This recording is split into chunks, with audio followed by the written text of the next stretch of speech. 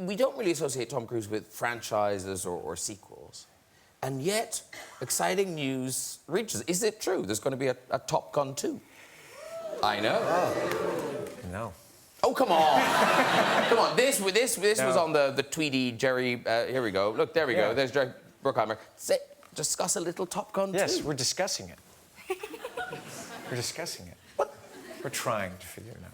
Oh, do it. Go on. I'm trying. Look at there. Look, yeah. You sold 600 tickets right there.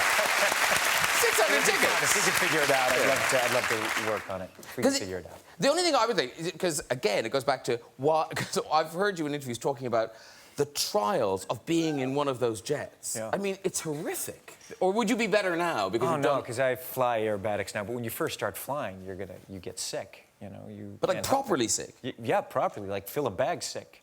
You know, I know the first day when you know, you've flown in. Yeah. Yeah. But you get really sick. Yeah. Yeah.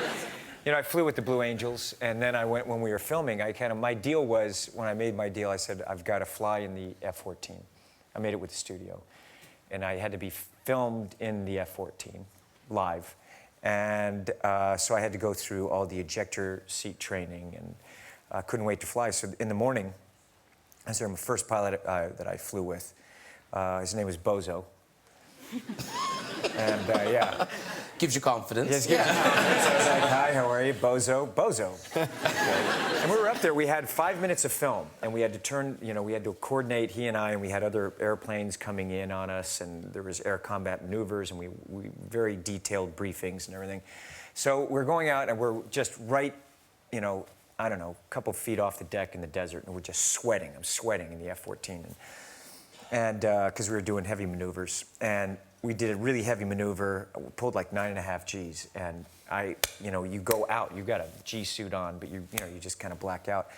And when I came through, it's like I had my barf bag right here, my side of the thing. I was like, okay, so now I'm gonna go get it done so I can do the next take. So I leaned down like this, pulled it out. I was like, just went down like this, and he at that point decided to pull up. And he pulled up so hard and for so long. I mean, I can't do it now. My head literally was touching the ground with the G-force at my spine.